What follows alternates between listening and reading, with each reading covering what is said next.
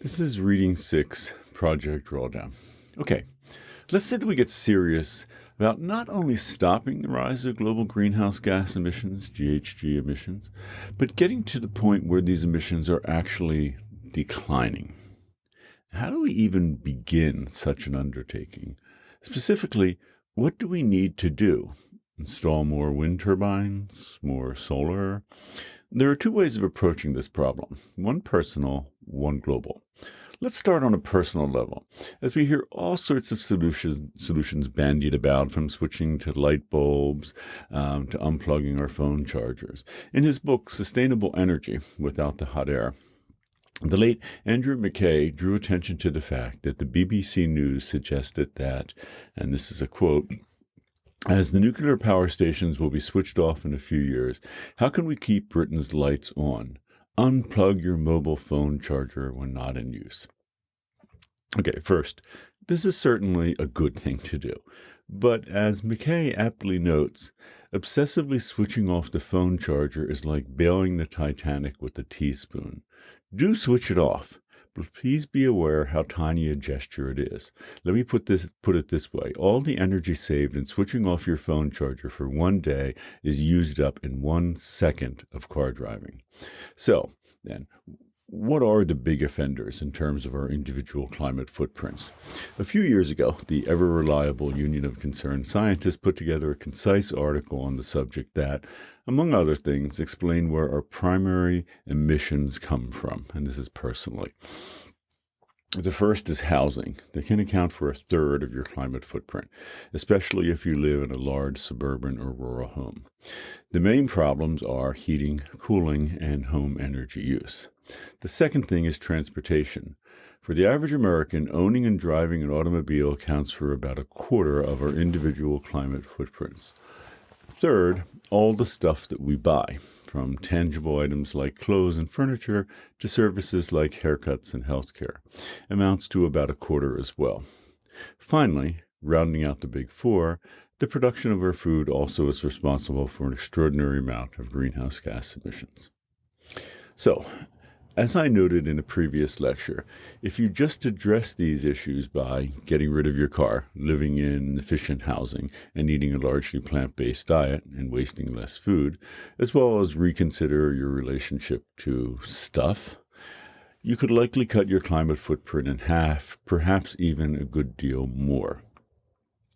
Okay, so alternately, we can approach this issue globally rather than personally. Project Drawdown, which is arguably the most comprehensive plan ever proposed to reverse global warming, considered and ranked the 100 most substantive solutions to global warming. If enacted, these solutions could not only halt the rise of GHG emissions, but actually draw down these emissions. While all of these solutions are needed, the top 25 are particularly noteworthy, especially as taken together, the top 3 solutions would do more to draw down global greenhouse gas emissions than the bottom 75 combined. What is perhaps surprising is that many things that we might imagine would be in the top 25 are absent, and alternately, some things we may never have heard of are at the top of the list. For example, we're often told that switching to energy-efficient lighting in our houses can make a meaningful difference in the climate crisis. While doing so is certainly important and can indeed make a difference, its relative importance needs to be taken into account, as globally reducing food waste can have nearly 10 times the impact of switching to LED light bulbs residentially. Similarly, even though electric vehicles have taken on an iconic, almost savior-like status as a solution to the climate crisis, they are at number 23, near the bottom of the top 25. While the number one solution, reducing food waste, is rarely mentioned in the press, especially when compared to electric vehicles. Perhaps surprisingly, the number one thing that we can do to roll back global greenhouse gas emissions does not involve wind turbines, solar panels, electric vehicles, or any sort of similar technology. Instead, when taken together, wasting less food, and eating a largely plant-based diet, that's number 1 and number 3 on the list, is bigger than anything else on the list, a staggering 152 gigatons of greenhouse gas emissions for the pair. This is considerably more than either wind or solar. Food waste is the single largest producer of greenhouse gases on the planet. Although many people have gotten the memo that switching to a largely plant-based diet would have profound climate consequences, food waste is a considerably larger issue that receives very little, precious little press. Part of the problem is that we waste between a third and half of the food that we produce. For Americans, much of this happens at the consumer level. Let me repeat that to be clear. If we just stopped wasting food, we could cut the single largest source of greenhouse gas emissions on the planet nearly in half. I know, this shift in diet doesn't sound nearly as glamorous as a self-driving electric car, but it would nonetheless be 10 times better for the planet. Similarly, the education of women and girls and family planning are together number 2. Simply put, we need to educate more girls and women, as well as promote family planning. Globally, there are roughly 85 million unintended pregnancies every year. These two things would roll back 85 gigatons of greenhouse gas emissions. Throughout the 20th century, there were large-scale efforts to reduce population. Perhaps the most famous was the one- and two-child policy in China during the closing quarter of the 20th century and the beginning of the 21st. It has been argued that because of this policy, provincial governments could and did require the use of contraception, abortion, and sterilization to ensure compliance and imposed enormous fines for violation. For obvious reasons, these policies were exceptionally controversial, as well as being arguably ineffective.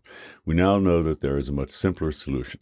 Educate women, which dramatically curbs population growth, as the more education a woman has, the fewer children that she has.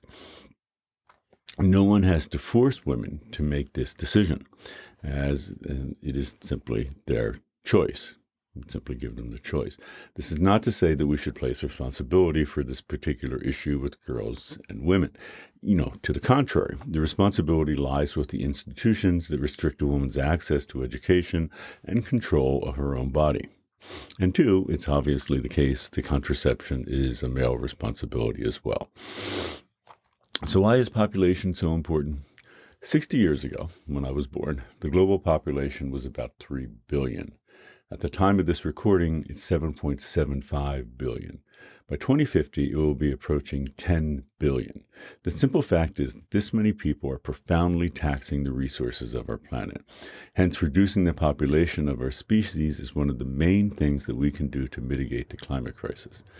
But how exactly do we go about doing this? So, in order, the top 3 solutions to the climate crisis are 1, reducing food waste, 2, educating women and girls in family planning, and 3, shifting to largely plant-based diet. Taken together, these 3 cultural changes alone can take us nearly a quarter of the way to where we need to go to get GHG emissions under control. A quarter of the way. So, as I noted above, these 3 changes would do more to draw down global greenhouse gas emissions than the bottom 75 things on the Project Drawdown list combined. Note that very little is needed here by way of technology, as the necessary changes can be made right now by both individuals and a range of groups and institutions. Note also that quite a few of the suggestions made by Project Drawdown involve land use, relating to tropical forests, silvopasture, regenerative agriculture, temperate forests, peatlands, and so forth. In fact, 11 of the top 25 things that we can do to draw down greenhouse gas emissions involve land use of one sort or another. Interestingly, 9 of these 11 issues related to land use also involve food production. Hence, 11 of the top 25 things that we can do to draw down emissions involve food. If we add to this list reducing food waste and switching to largely plant-based diets, it's worth pausing on this fact for a moment. If you happen to be looking for a career path that could make major climate intervention, focusing on land use and food systems are, in light of the Project Drawdown data, an obvious choice. In any event, while land and food production dominate the top 25 solutions suggested by Project Drawdown, all in all, there are a diverse group of actions are required to draw down GHG emissions. I'm curious to what you make of this compelling list of solutions on the climate crisis. After all, this is what many, many people have been asking for. And what I mean by that is, a roadmap to globally reducing our greenhouse gas emissions. So let's jump right into the class discussion of Project Drawdown. First student comment. When I looked through the website and spoke to myself, yes, this is exactly what I want. Specific solutions to reduce personal carbon footprint. I feel surprised by the various actions that we can take to contribute to CO2 reduction, and I also enjoyed reading it. To be honest, I prefer to read articles and websites to give people a specific way to solve problems or guide them to the same goal. I am not denying the significance of raising questions or discovering issues that already existed, but I'm saying that reading materials that give people instructions can be more encouraging and hopeful.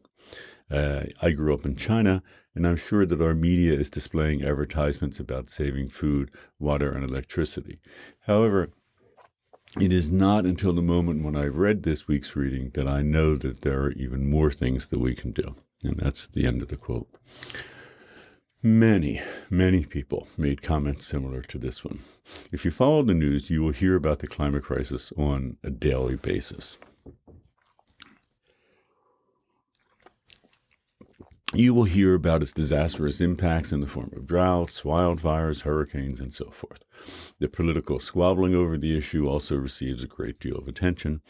And, of course, climate change deniers are also doing what they can to get into the news. What is frustrating is that there's very little media attention is given to climate solutions.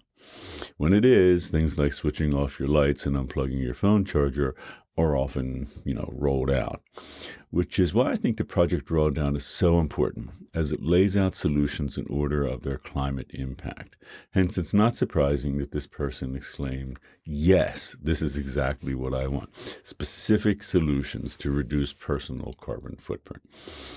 And I hasten to add that these things can not only help us all reduce personal carbon footprints, but also address changes that we can make collectively. For example, like installing offshore wind turbines. This person makes another great point, quote, as, quote, reading material that give people instructions can be more encouraging and hopeful than raising questions or discovering issues. However, to get people to the position where they are ready to do something about the climate crisis, they need to be fully aware of its severity and the enormity of the situation. This is why we spend a good deal of time looking at the problem. In other words, if you are going to ask people to stop doing something that they enjoy, like eating beef, you better give them a good reason. For example, this is to borrow the words of David Wallace Wells, keeping our planet from becoming uninhabitable for our species. Pretty good reason.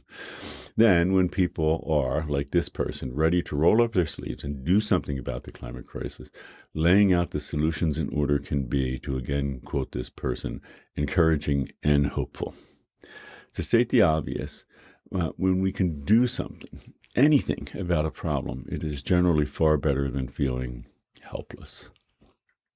This is arguably why Project Drawdown is, in addition to being a terrific roadmap to the future by laying out the top 100 things that we can do, it's also encouraging and hopeful. So, next quote. It is fabulous that we have these solutions in hand to solve the climate issues, but it is required from us and our government to implement these as quick as possible to save ourselves versus sinking in the mud of desperation. That's the end of the quote. This comment first makes two great points. First, we We do indeed need to have the solutions in hand to solve the climate crisis. Many people seem to be under the impression that if we are to mitigate the climate crisis, we need a range of new and better technological solutions. There is some truth to that, as we do need, for example, to work out how to make offshore wind turbines, and that's number 6 on the list, practical and economical. However, most of the top 100, as well as the top 25 things that we can do to mitigate the climate crisis, do not require a great deal of new technology. Hence, technologically, there is nothing stopping us from jumping right in, right now, to solve this crisis. So, what is standing in our way? As this person aptly and succinctly notes, what is, quote, required from us and our government is to implement these largely cultural changes as quickly as possible. Yeah, well said. In other words, the chief barrier standing in our way is us, if individually and collectively. If we resolve to solve this problem, I believe that we most definitely could. This leads to the next comment, open quote. Disheartening is a good word to describe the solutions list. Backed by governmental and political action, implementing many of these changes would be swift and effective. How impactful would this list be if it was widely made public knowledge? It is 100% frustrating and disheartening to continue to realize that our government chooses not to act in the interest of our well-being. Close quote. Strong comment. And 2 more great points. First, effective communication and education is essential here. As this person succinctly notes, how impactful would this list be if it was widely made public knowledge? As we have seen, unfortunately, climate education at the K-12 and even university levels is at best spotty. Moreover, the media is hardly doing an effective job at communicating solutions to the public. Hence, many people absolutely want to do something and would no doubt feel much better if they were doing something, but they just don't know where to begin or what to do. Second, although the public may not necessarily know what to do, informed by experts and agencies like the EPA, government officials certainly have access to this knowledge. Nonetheless, as this person aptly notes, quote, our government chooses not to act in the interest of our well-being, which, as this person notes, is 100% frustrating and disheartening. So what's the solution here? It's simple enough. First, educate the public as early as elementary school about both the problem and solution. Second, vote in politicians who care about, to again quote this person, our well-being, rather than the well-being of the fossil fuel industry and other corporations. So the next quote.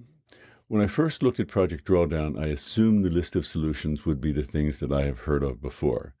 Things that you should eat less meat and shouldn't drive your car. I didn't expect to see so many solutions, new solutions. Education of women. As a woman, this is something that I've been passionate about ever since Malala was shot for going to school.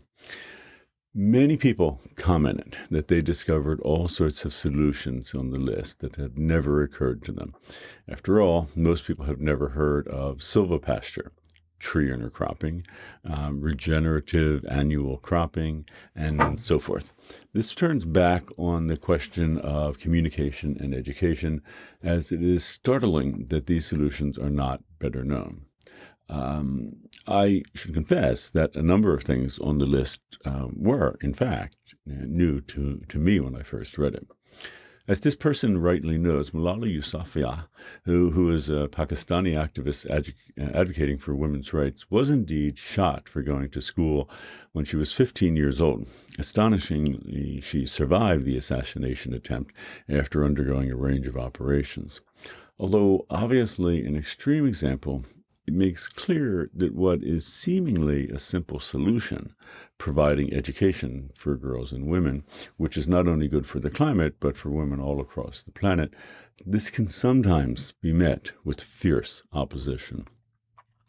The same is obviously true with giving women access to contraception, which is resisted across the planet, including in the United States, as the following comment makes clear. So, next comment. The most interesting solutions I read were about educating girls and family planning. According to Project Drawdown, 225 million women in lower-income countries say they want the ability to choose whether they will become pregnant, but they lack access to necessary contraception. Also, there are 62 million girls around the world that are not able to get access to education because of economic, cultural, and safety-related concerns. As a female and a Latina living in the U.S., I sometimes forget how hard people before me fought for something like me to get an education. Still, there are girls all around the world that are not given the opportunity to get an education. And that's the end of the quote. Across the planet, hundreds of millions of women want, but are denied, access to education and contraception. That's too mild a way of putting it. These women need access to education and contraception. Not only would they benefit, but so would the planet. As this person aptly notes, people before me fought for someone like me, Latina living in the U.S., to get an education. I would add that decades of activists also fought hard to give women in the U.S. access to contraception and, as a last resort, abortion. There are two things to note here. First, the problem here is not with women, as hundreds of millions of women clearly know what they want, and that's education and contraception, but rather, as I noted in my introduction, with the problems with the institutions that restrict a woman's access to education and control of her own body. Second, if you were under the impression that we were going to need to largely address the climate crisis through the deployment of new and expensive technology, such as offshore wind turbines, you may have found it heartening that the health and education of women is number 2 on the Project Drawdown list. After all, giving women access to contraception is quick, easy, and inexpensive. Moreover, studies have shown that the cost of educating women is deferred by the fact that, by entering the workforce, they greatly add to the economic health of a country.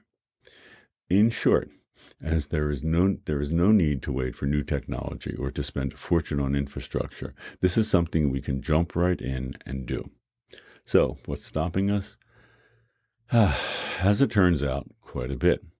Giving women access to education and contraception has been fiercely fought across the planet for years now. Hence, this is a solution that will not be easy to remedy.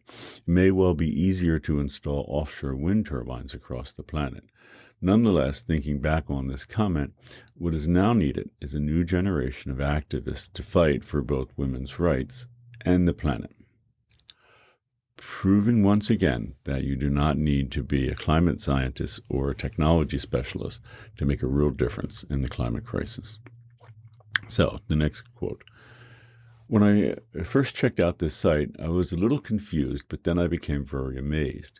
It really is a roadmap, and it makes it so easy to tell how much each of these factors is contributing to our global emissions, how much investing in it costs, and how much it can save us. And that's the end of the quote.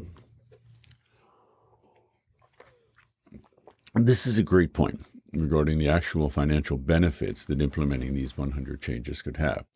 We're often told by politicians who receive funding from fossil fuel companies that it would be simply too expensive to mitigate the climate crisis. For example, a number of Republican politicians have argued that the Green New Deal would cost $93 trillion to implement. Donald Trump rounded this number up to $100 trillion. However, as Project Drawdown makes clear, implementing the necessary changes could actually save us money, and lots of it. So let's take improving clean cook stoves, that's number 9 on the list, as an example. As Project Drawdown notes, around the world, 3 billion people cook over open fires or rudimentary stoves. The cooking fuel used by 40% of humanity are wood, charcoal, animal dung, crop residue, and coal. As these burn, often inside homes or in areas where limited ventilation, they release plumes of smoke and soot liable for 4.3 million premature deaths every year. 4.3 million. Traditional cooking practices also produce 2 to 5% of annual greenhouse gas emissions worldwide. What would it cost to solve this problem? Project Drawdown estimates between 129 and $264 billion. Now, that's quite a lot of money. But what if we fail to spend money on that? What then? It would cost us somewhere between $2 and $4 trillion. In other words, it would cost us around 10 to 20 times more money if we do not act. Expressed another way, it would cost, as they say, just 5 or 10 cents on the dollar if we address this problem now.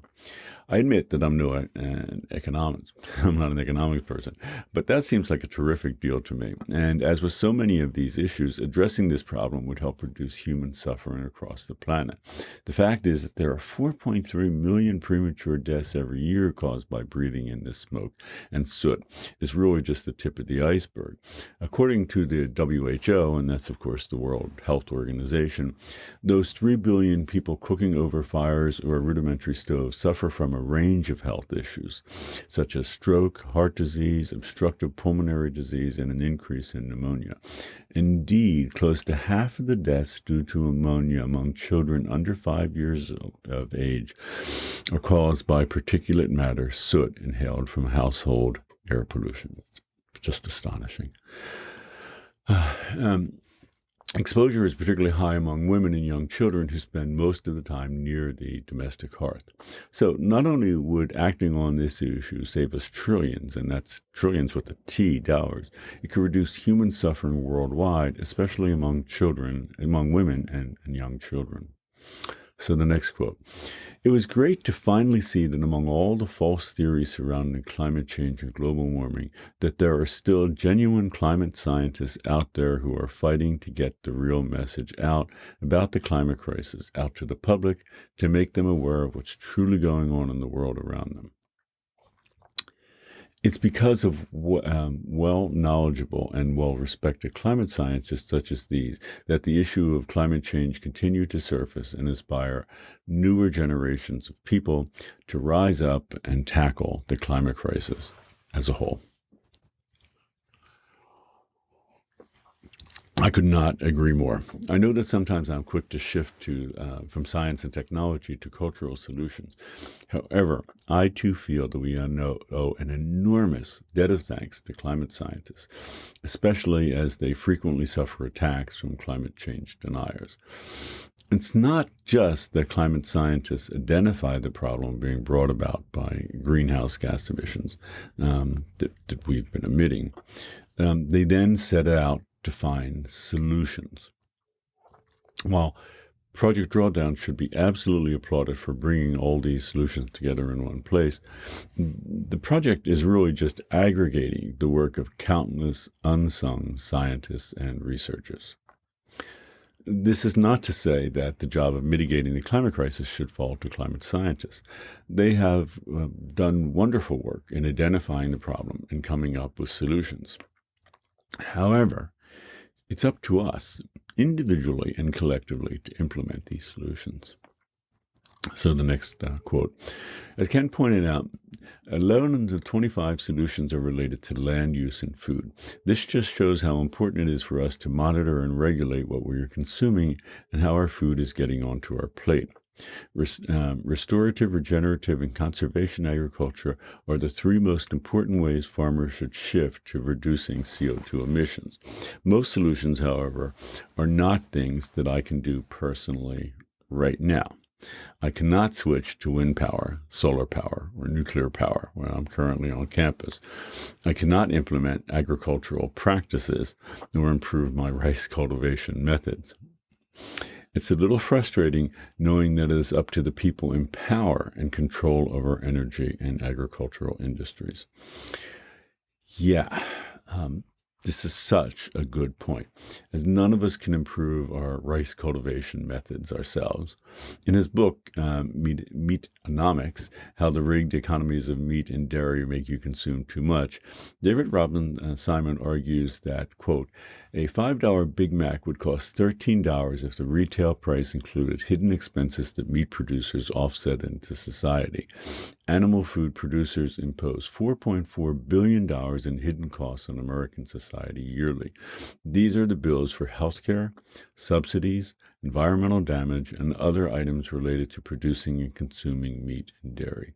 That means that each time McDonald's sells a Big Mac, the rest of us pay $8 in hidden costs. That's the end of that quote.